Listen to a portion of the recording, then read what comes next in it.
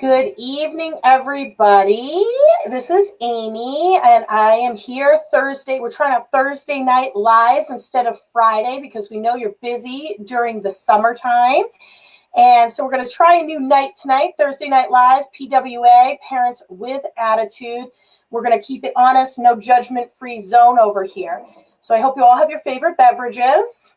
Mine, I'm with my custom mug tonight, is Are You Kidding Me? That's how my life is going lately.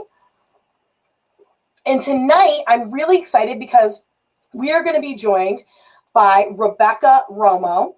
And she is a local mom and broadcaster on 99.9 The Q, Cape Cod Broadcasting. I'm so excited to have her here tonight. I've been on her show before, and she's just amazing. Absolutely amazing.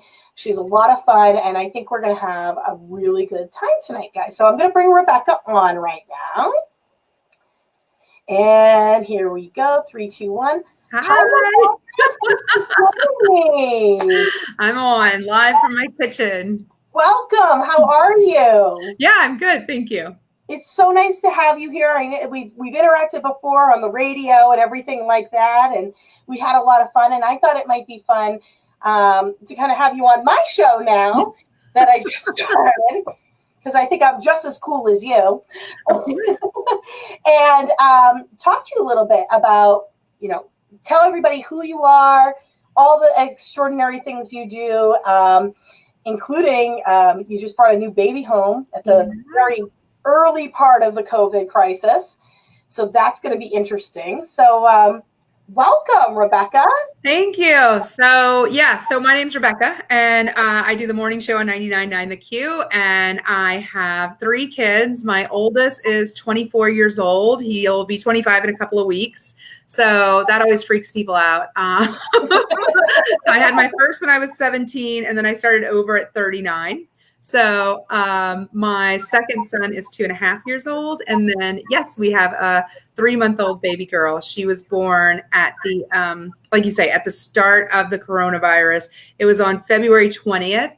And it was really kind of before any of that happened. It was really, I don't know. I don't even think I kept saying, if you had told us then that when she was a month old, all this would be happening, like we just couldn't comprehend it. The one thing I remember in the hospital is they mentioned that they no longer had medium-sized gloves, that those were getting hard to find because this was at the start of when supplies were getting difficult. So there was a glove shortage in the most popular size. And I thought, oh gosh, isn't that funny? That thing happening all the way in China is like affecting us here. And then 4 weeks later, Wow. So I went back to work when she was only a couple of weeks old. My husband took time off and was going to be stay-at-home dad. And within a week of me going back to work, they pretty much shut down our office, and only essential people, so just the on-air staff, would come in the building. We'd kind of go straight to our own little studios, little glass boxes, and be in our own little bubble. And it's been very surreal. And one of the reasons why I was looking forward to going back to work is because when I had my son, I felt a little bit isolated being at home with him all day. But going to work, I'm kind of isolated anyway. Right.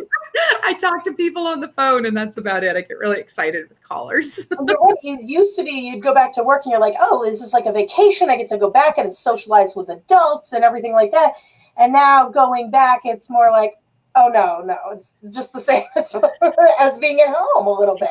Yeah, I guess, the only good thing is that I can get a lot more stuff done on my own in the studio rather than having, a couple of kids running around. I won't tell Justin that you're hinting about him. No, I'm just kidding. Justin and I still manage to have long talks. Yeah, we still catch up and debate things. Yeah. So tonight you're going to be doing some prizes. We're going to have a question of the night, which I'll put up in just a few minutes, which is you picked actually, which is what are you most excited about opening up? And so we're going to be awarding a $25 gift card to the Lobster Pot. That's exciting. Love that place. And we do a random.org. So if they answer the question, I enter them in. That's why I'm glancing back and forth here as I'm doing things. And then we also, courtesy of the Slice of Italy this evening in Falmouth, we are going to be surprising someone who was nominated for an act of kindness. And I'm excited you're joining me for this one because it's a really special story. And they're going to be giving away a pasta basket for this act of kindness for a lucky someone to have. So we're going to make their day later. I feel like I'm going to cry. I almost cry every week. And then we're going to share at some point, we're going to share some funny stories. I know you have some funny quotes and stories from quarantine. Mm-hmm. So that'll be fun too. And then we'll wrap it up. So great. Let's chat a little bit about, I know we just talked about how you're a mom. You've had the second baby now. Oh, 3. Geez. Oh my God. What am I thinking? I know, I'm so hyper focused on the younger ones. So 3, right? That's fun. Yeah. I thought 2 was hard because it's like you go from 1. Well, because my oldest, like I said, my oldest is 24. So I started over. So I've never really had 2 little ones. You know, I had him and it was just me and him for our whole lives. And then I started this whole other thing for some reason. And then right? When his little brother was born, he put up a picture of him and his name's Quentin, of Quentin and Lane on Facebook. And he goes, Mom, all these people thought I had a baby. He's like, I'm way too young to have a baby. And I was like, dude, you're 22. Like, that's not a crazy age to have a baby. Yeah. And he was like, no. He's like, there's no way I can handle having a baby. He's like, I can barely handle laundry. No kidding, right? I feel like I can't handle laundry. Right. Yeah. I just started separating the jeans from everything else.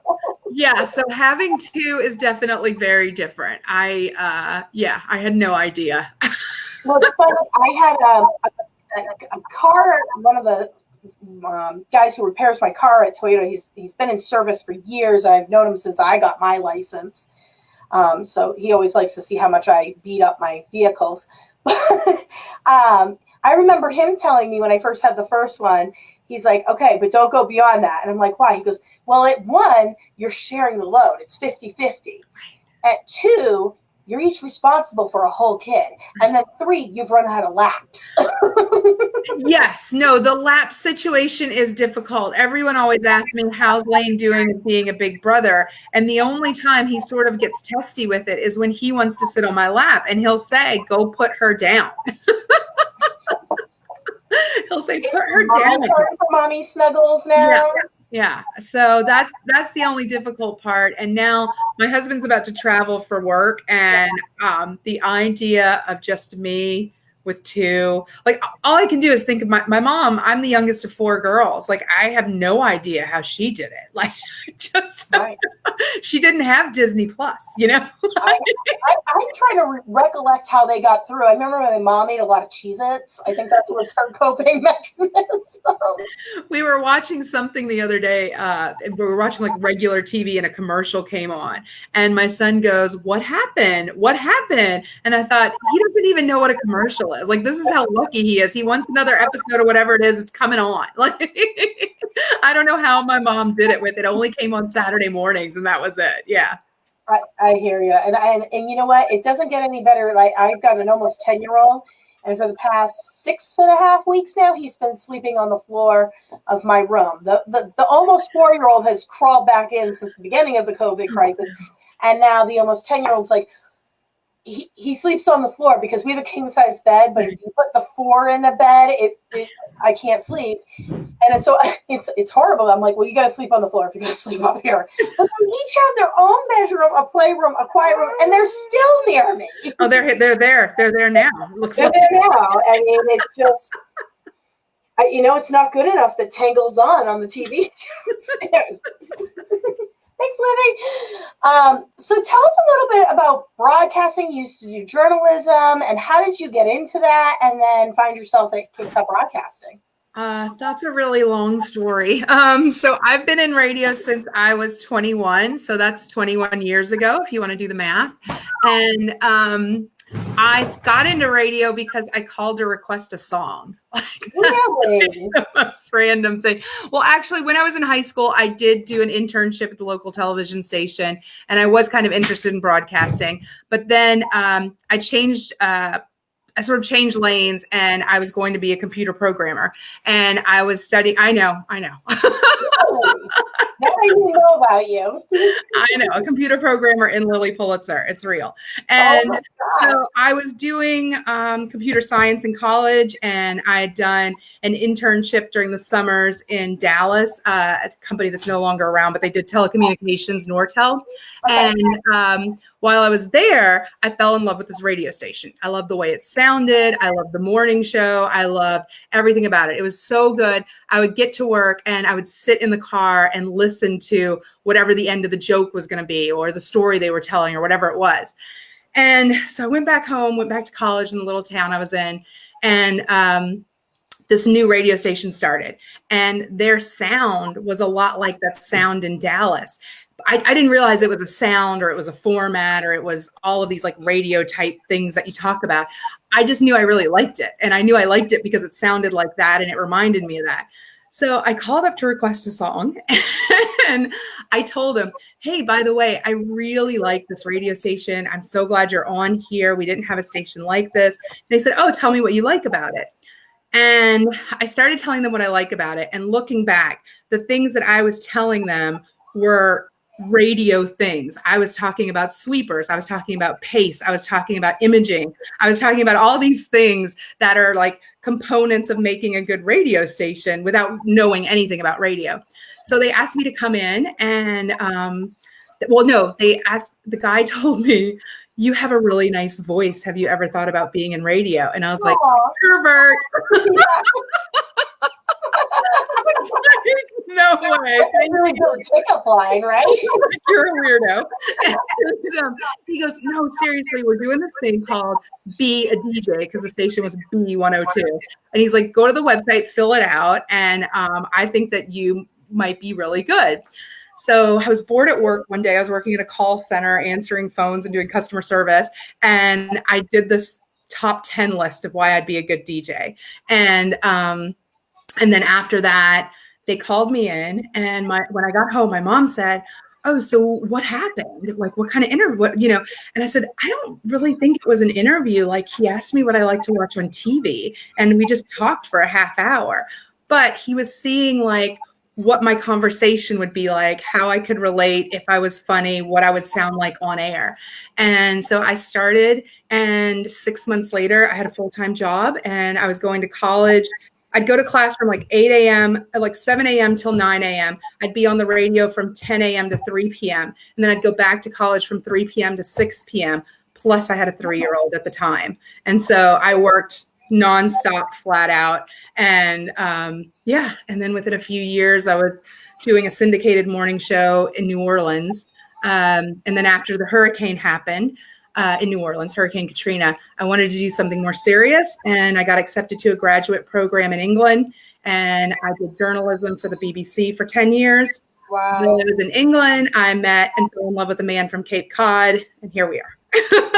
God, men, we're all great people from here. One of a kind. And so now you're on in the morning on 99 The Q. Yeah. Your show's awesome, and you play really fun music. And one of the things I really like about you is you look for the positivity, and you try to bring some of that like positive stories to the forefront. And that's like so important. And that's one of the first things that after we interacted, right, that I really, really appreciated and liked about you. Thank you. That aspect, Yeah, I feel like I was working in journalism, and then I went to NPR in Boston at WGBH for a little bit, but commuting from here is there's nothing worth that, I don't think.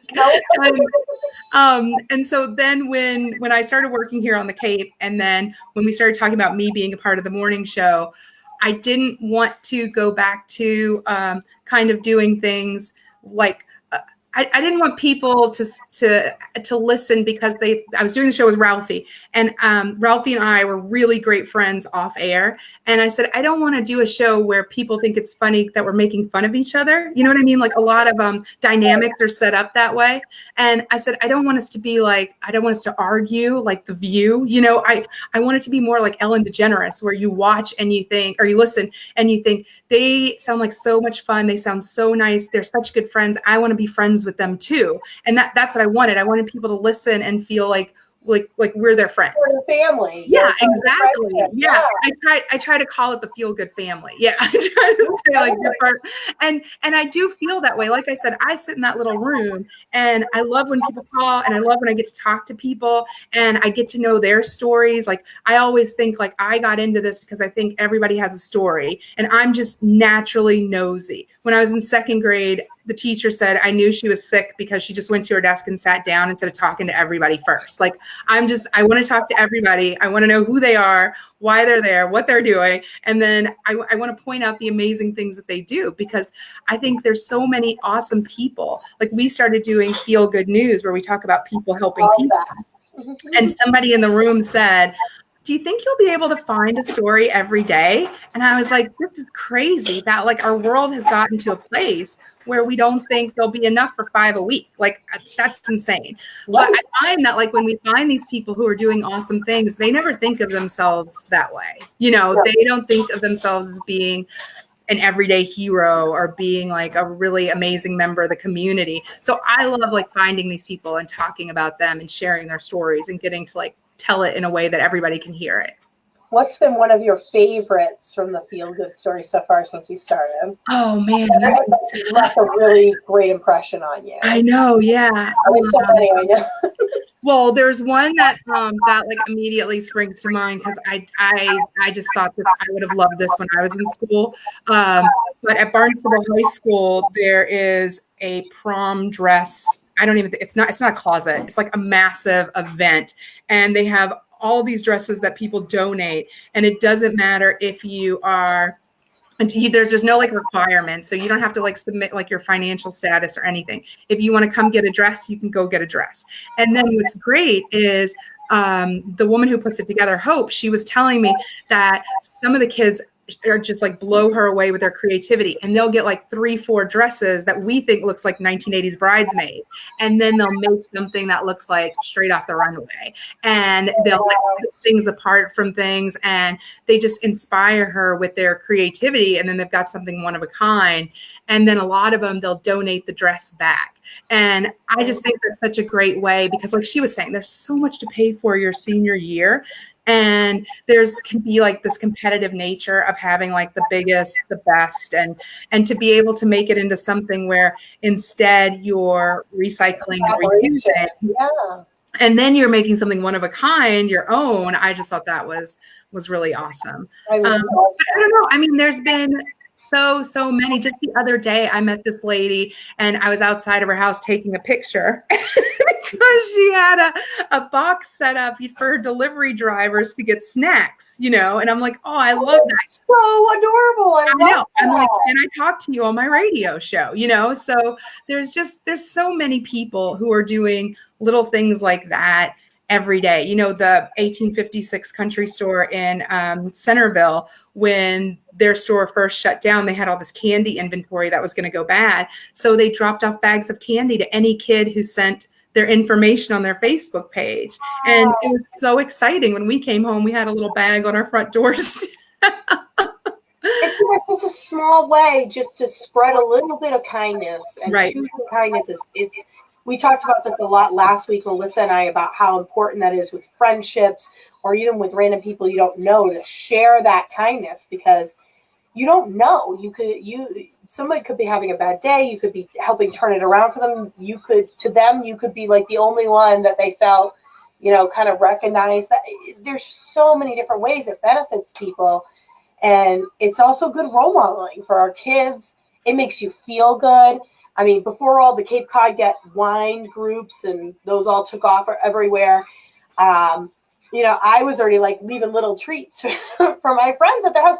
And it wasn't about like, at all about getting anything back, because I didn't. And that was, I actually like it better that way. I loved going up and surprising them out of nowhere, ringing the bell and running away and being like, and it's funny because then I have my song on in my car and it's one of my favorite songs and I'm like jamming to it as I'm going to the next house.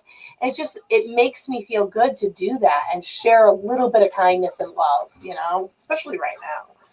Yeah, I think that's what's so amazing is that after when the coronavirus happened, it was like we were all told to stay away from each other and people wanted to figure out ways to be together even more. So then you heard about all of these birthday car parades or people standing outside of windows and singing. And like you said, the wine group. At the nursing homes outside the windows. Yes, and dropping off things to people. And so it was like people got even more creative and people were coming together in different ways. And so those stories were really fun to tell as well. Yeah. And it's nice to see that it gives you hope because when we truly are challenged as human beings and we are going through stressful times, it's beautiful to see something like that because it's like, wow, like there's kindness, there's hope, there's love. People still, they can rise to the occasion and try and make the best out of the situation they're given. And I love seeing that. I think it's so important to see. Yeah, no, I honestly like 100% believe that given the opportunity, people will do the right thing and people will help each other and people will be kind to one another. And that's like sometimes I can't even think of who it was, but I told her, I said, but you created the way for people to do it, because it's sometimes people want to, but then they don't know how. And so if you create an opportunity or you have an idea and you stick your hand up and you go, hey, why don't we do this? Then that is so important because there's so many people who would love to do something, but they don't really know how. Right. It's about organizing it and kind of saying, here's the information and how can you do what you want to do and through that information. You're right. Yeah. It's a little hard to act sometimes and transition it. So you had a baby. How is it having the newer baby? Oh, she's a dream. After my two boys. Yeah, no, I don't want to sound like I'm bragging. I just feel really, really lucky and I'm waiting for it all to come crashing down. But she is an amazing sleeper. In fact, she's such a good sleeper that in the beginning of her life, she wasn't really gaining weight because she just wanted to sleep. She didn't want to eat. So people would go, oh, is your baby sleeping? And I'm like, yeah, too much. Actually, we have to wake her up. And they're like, what do you mean too much? I had to wake her up every 2 hours to eat because she would have just slept and just wasted away. So yeah, no, she's amazing. She sleeps and she laughs and she smiles and yeah, she's great. Oh, it's important to get sleep with those new babies, So let me ask you a question. Now that you've been here and your husband being from the Cape, in your opinion, what are some of the strengths for the Cape Cod community for, how we help support families? What are some of the good things that you think we do? Yeah, well, so when I had my older son, I was living in Texas and I was 17 when he was born. It was a couple months before my 18th birthday. And so life was very, very different. I grew up very poor. So the resources that are here on the Cape for families, I know a lot of times people feel like it's not geared towards a younger population, but I feel like we have so much more than I had access to when I was younger and living in rural Texas. It was very, very different. And honestly, that's one of the things I've been thinking about with the coronavirus, because like you said, oh, you had the baby during the pandemic and I had her right before. But when I had my son, I felt I'd only lived here for a year when he was born. And so I didn't really know anybody outside of my husband's family and my coworker friends that I had made. And having things like the Mom's Cafe at the hospital, that was where I made loads of friends. I went to an infant massage class at the library, which I kind of thought might be a little bit weird, but It's pretty good, right? it was so good. But what was even better was like meeting the other moms. And like right away, Jamie said, oh, are you on this Facebook group? And I was like, no, I don't know anything about it. And she's like, let me add you. I got you, girl. And it was like, then I started learning about, the story hours and the play groups and all these other things that I started going to, and I started meeting other people. And I never had that the first time around. And not only was I a brand new mom, but none of my friends were moms at 17, obviously.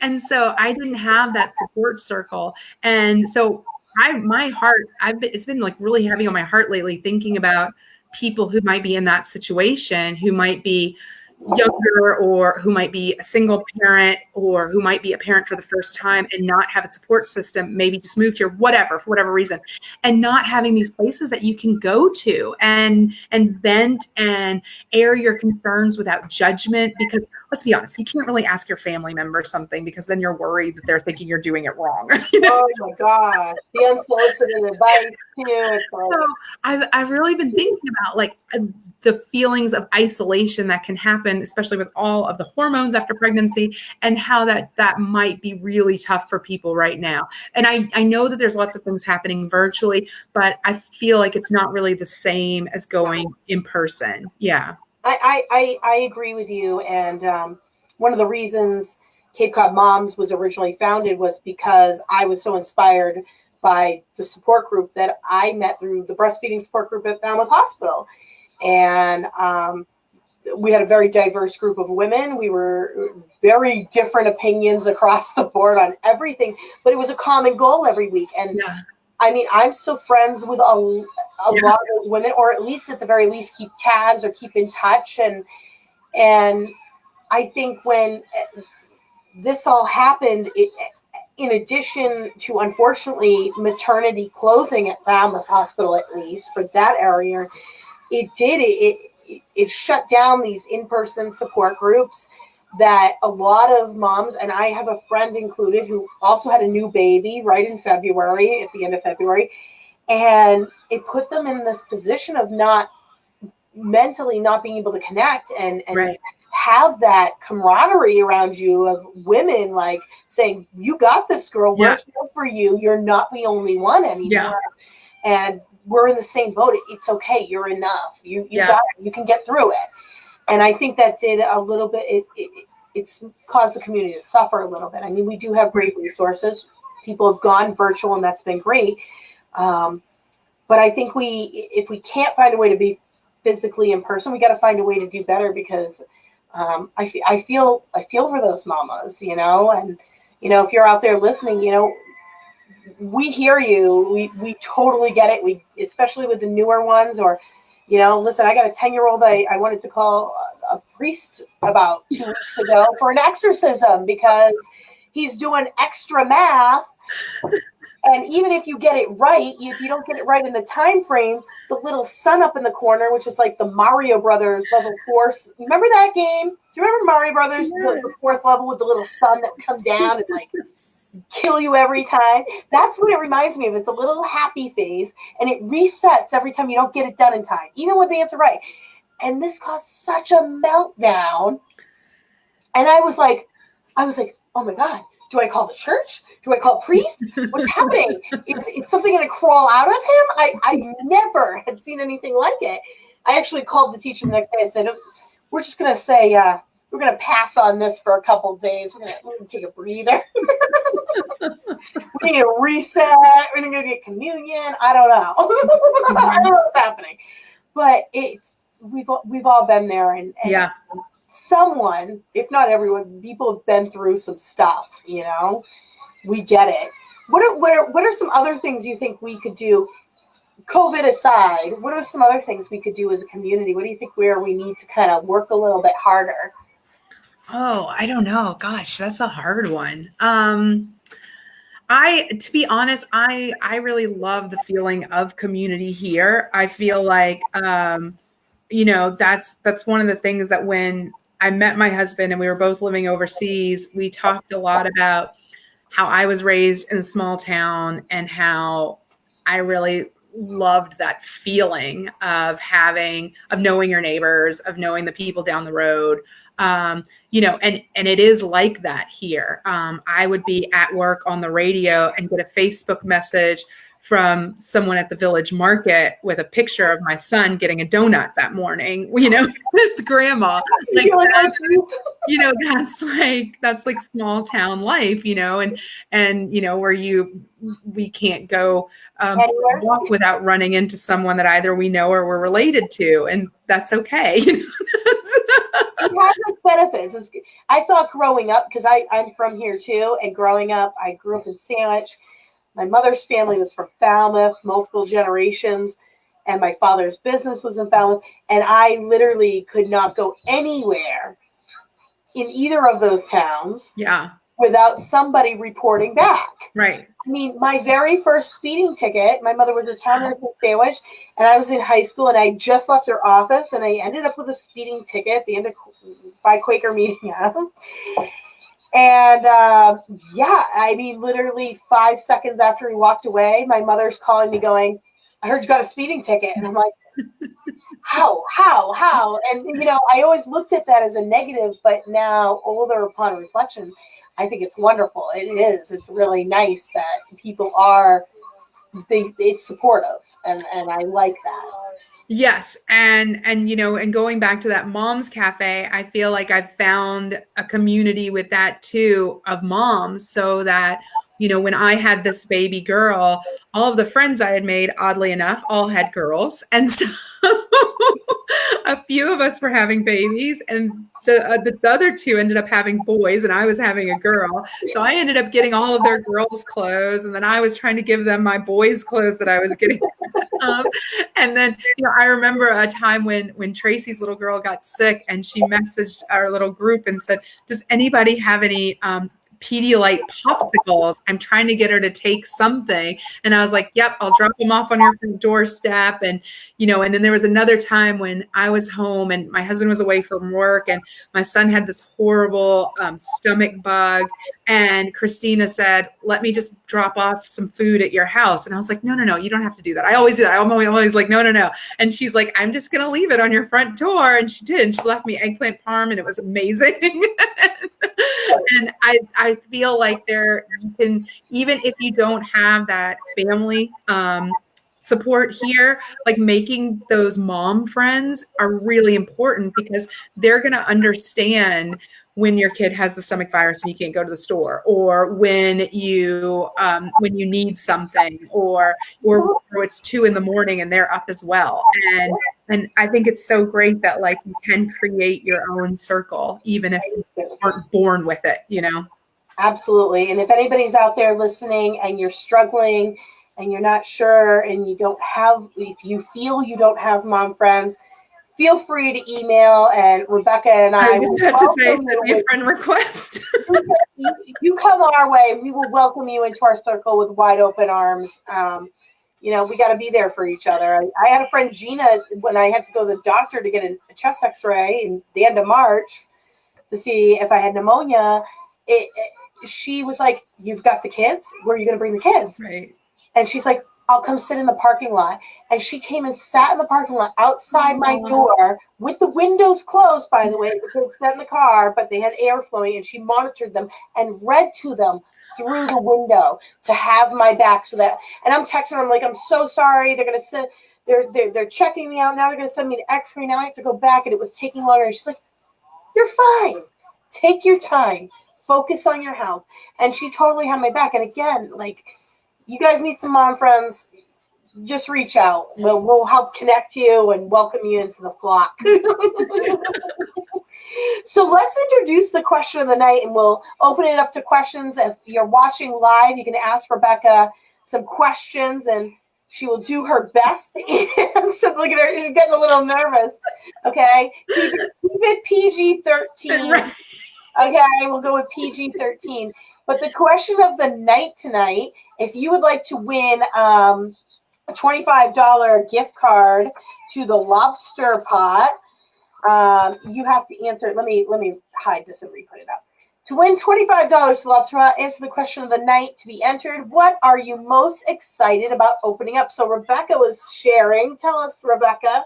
So tonight we went for a drive and we decided to go down Main Street, and things started opening up this week with outdoor dining, and it's really exciting. They're talking about reconfiguring Main Street to have one lane open to just foot traffic so that businesses can increase their outdoor space. And I was surprised to see as many people out as I did on a Thursday night. And I thought, this is really great. It's great to see life. It's great to see people eating out and enjoying themselves. And as we continued our little drive around, I noticed people going into the Christmas tree shop, and I got very excited. Christmas tree shop. I love it. I thought, what are you excited about opening up? A store, restaurant, getting your eyebrows done. I mean, look at this. I know, right? I'm excited. I'm going to actually get to go get my hair done tomorrow. Oh, I got mine done week 1. I was so excited. Yeah. Well, I was supposed to be able to get it done last week, and then I had a doctor's appointment come up, and I'm like, oh, I got to move it. And she was really good. She's like, no problem. How about next week? I'm like, oh, yes. I really need it. I was really excited when Seafood Shanty opened up to get some of their lobster rolls. Yes. I was like dying for a lobster roll. Yes. I'm trying to think. I'm just like, I'm kind of excited for when we get to I think it's phase 4 now is for the bars. I just want to be able to go out and have, I know, right? Like phase 102. I don't know where we're at. They moved the bars to phase 4, and I'm like, for me, I know the restaurants are open and I'm going to keep eating out, but I like the atmosphere. I want to go sit at the bar and have an appetizer or a drink or a coffee, something, and just, talk to Melissa at the BBC in Falmouth. Melissa from Busy Fingers, she's a bartender there, and I want to talk to her and have a beer and just see her. Yes. Yeah, and live music. Yeah. Julie says the hair salon. I think that's going to be one of the top answers tonight. I'm going to start adding to our list. Jessica says playgrounds for kids, which I totally agree. Yes. Oh, she's got a couple here. Playgrounds for kids, retail. I need some retail therapy too, especially now that all of a sudden my Amazon packages are, I don't know. I know. I feel whatever's going on, guys. I feel. I'm so glad you said that. I thought it was me because there's so much construction going on in Barnstable Village that I keep getting these messages going, oh, your package has been delayed. So I thought, oh, it's because they keep closing all these roads around here. But no. A weather-related national emergency.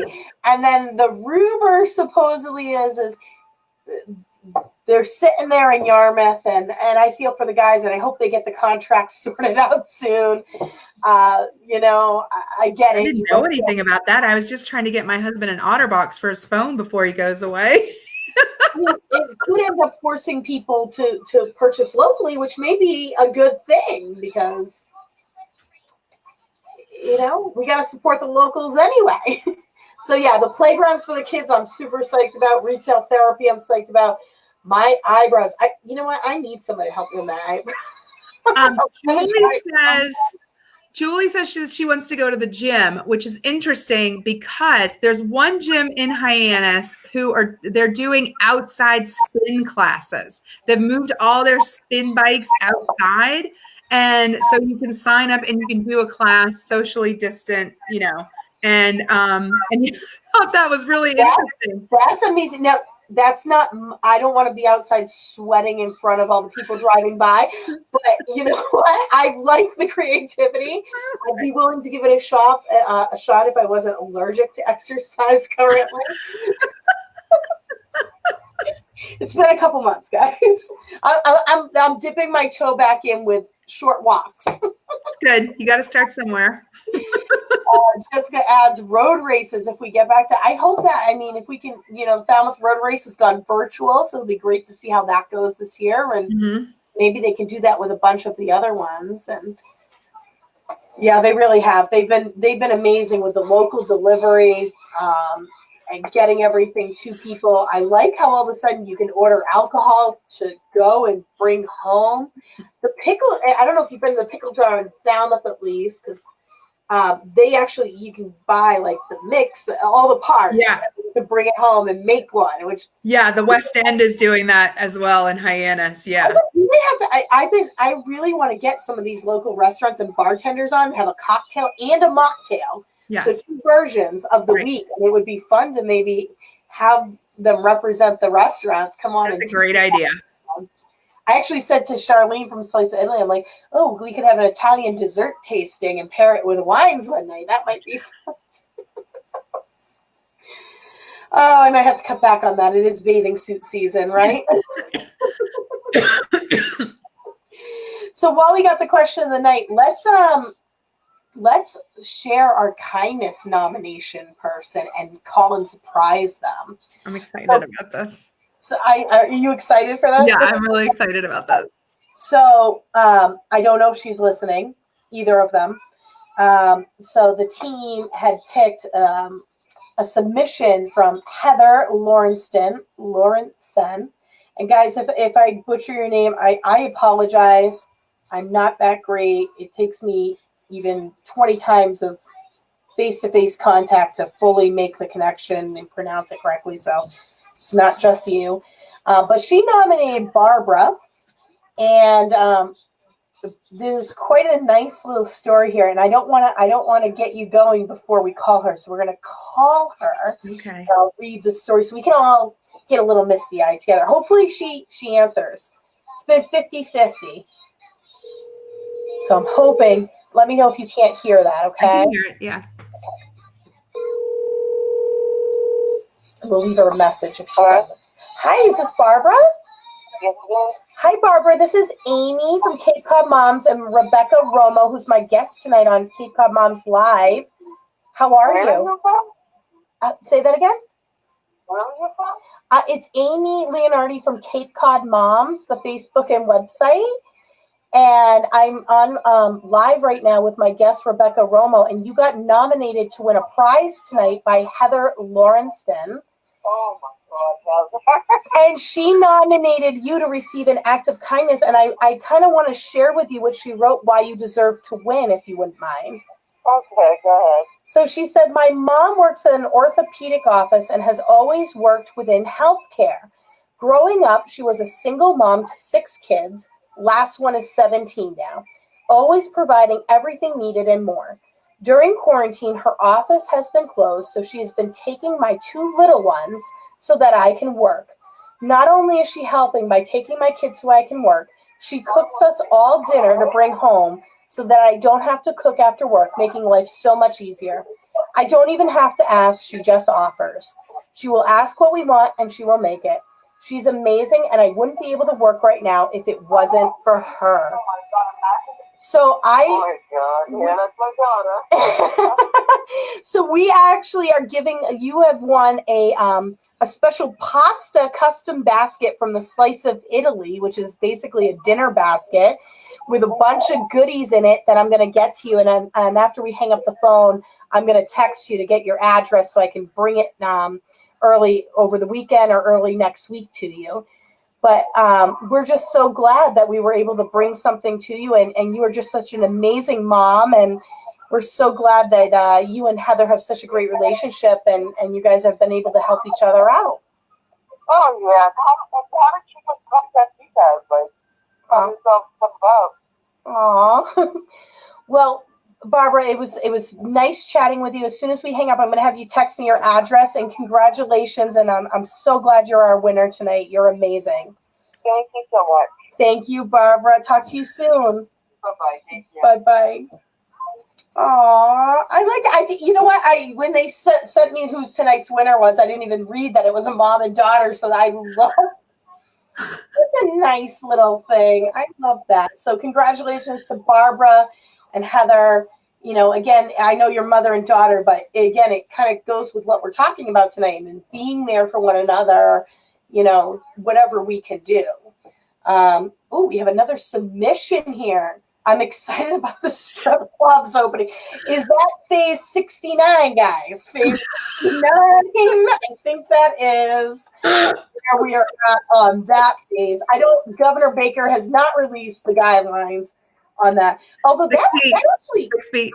Curious what those guidelines are going to look like. 6 feet. 6 feet, no dollar bills. How, like, I don't even know. How do you, okay. I'm going to move past it. Slice of Italy rocks. Congrats, Barb. Yes. I love that. Now Barbara can take a night off from cooking. That's awesome. Right. Exactly. She can have them all over for dinner at her house. Love that. Delicious meal. I do too. That was great. So while we're still waiting for a couple more submissions for our gift card to Lobster Pot, do you have any funny confessions from quarantine? Well, we were just from the home, funny things that happen. Yeah, I don't remember how it came up in conversation, but I said to you, and you said, "Oh, you have to tell this story," because I said every day I feel like I'm saying something and thinking in my head, I can't believe I just said that. Like I think that when you like this is real life, this isn't a movie. I think that when you are a mom or before you're a mom and you're watching these things on TV, you think that they make up these storylines for comedy. Yeah, Don't realize that your life is going to be like one big wacky, like movie. And so what I'd said to you was, don't eat that piece of cake. It was in your potty. So we're potty training right now. So my son was sitting on his potty, but he was bored sitting on his potty, so he started eating a piece of cake, and then a piece of cake dropped between his legs into the potty. So then his natural reaction was just to pick up the piece of cake, and I'm like, no, don't pick up that piece. It's not like falling on the carpet, honey. We got 5 seconds with that. We get none with this one. Yeah. Unless you want E. coli later. Yeah, I feel like it's just like a constant situation where you feel like you're in like a Bridesmaids movie or something, but it's actual real life happening. Yeah. Oh, I feel it. The other day I texted my friends and said, note to self, now that it's summer season and your baby girl is wearing cute little bubble outfits, if you think she's made a poop and the room isn't really bright, don't decide to sniff it. Because then my face was wet. It definitely made a poop. So that was my Tuesday. Don't have it in the hallway. Oh my goodness! You see what's happening here? I know. Yeah. We're getting towards that 9 o'clock hour, so we're gonna start to wrap up. Hold on 1 second, guys. Hold on. She's putting it on mute. It kind of I put it on mute, guys, so you didn't have to hear me yell for the 10-year-old. But the 10-year-old is being offered to pay $20 to watch his 4-year-old sister, and I'm like, whatever. 3, yes, I know, almost 4. Whatever it takes. Ethan isn't getting his street. He's plugged it in. Look. Okay, I'll be right there. I'm just gonna finish up. Okay, go get the snuggle spot ready. I guess the melatonin didn't work tonight, guys. Damn. Might have to take a break. I think we're too used to the minimum dosage, I guess. I don't know. I have a funny story someone submitted for quarantine that I thought was actually kind of funny. It came in today. And she had gone to make her coffee in the morning. I went to make my coffee in the morning after giving the kids breakfast. And then I was reading my book, enjoying a few minutes of peace before it got chaotic. And suddenly it got really quiet. I went down the hall into the kids' playroom and discovered that the kids had found the permanent marker stash. I don't know. I'm a little anxious about where they're going to be going.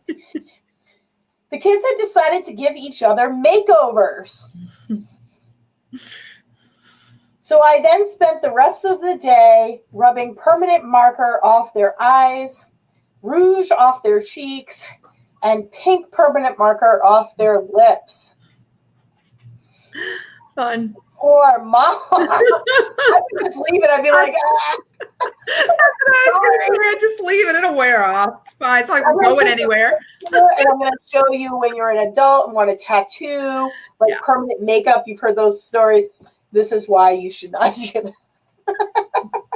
It's not like you're going anywhere. Who cares? Oh, Julie, I'm trying. You know, I moved this, Julie, to Thursday night, like I was telling Rebecca, because Fridays going into the summer is a little tough for people.